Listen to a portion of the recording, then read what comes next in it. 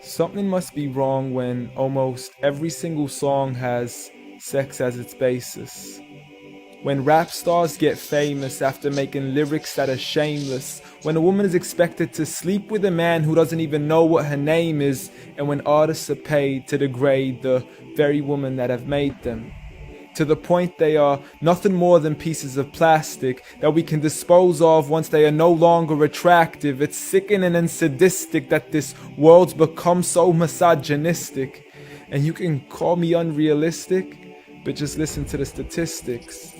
7 in 10 men view porn while over 75 million are addicted. 68 million requests a day for pornographic pictures, making 1 in 4 searches sexually related.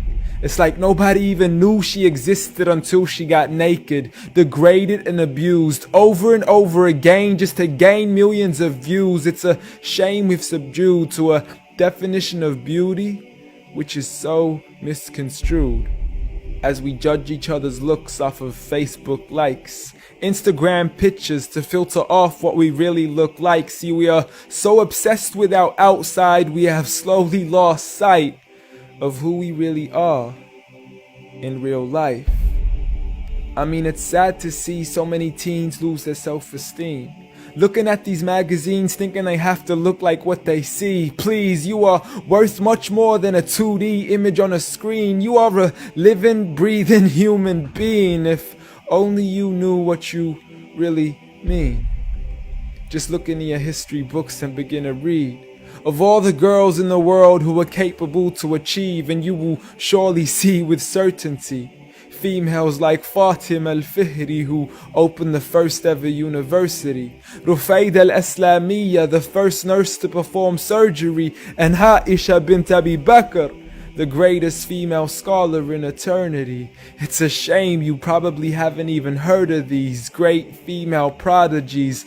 Honestly, we don't need to give up our modesty in order to be successful. For you are worth much more than a commodity that is sexual. You have so much more potential if only you knew your worth.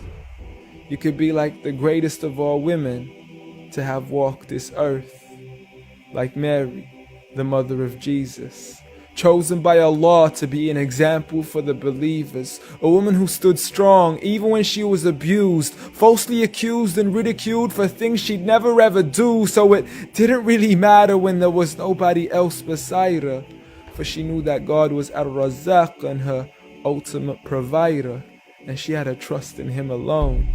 Just like Asiya, the wife of Fir'aun, a woman who was brave and courageous, stood up for what was right and didn't let anybody change this. A woman who was fearless and laughed in the face of death, for she gave up the riches of this life for a palace in the next.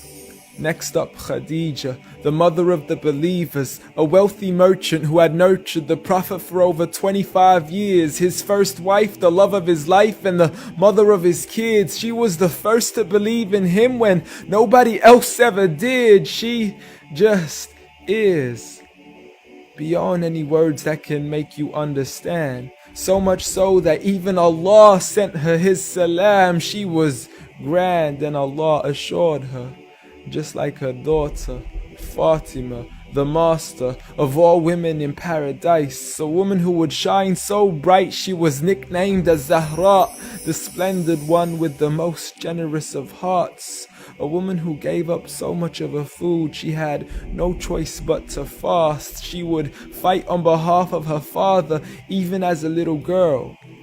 And such are the examples of the greatest woman in the entire world. And it had nothing to do with how they looked, but for who they truly were.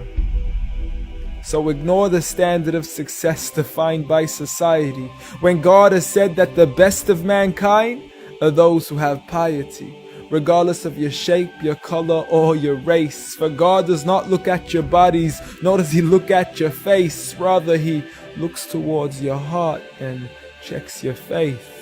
So at the end of the day, it doesn't matter what the people say or who they think you are, when you could be like the greatest of all women in the eyes of Allah.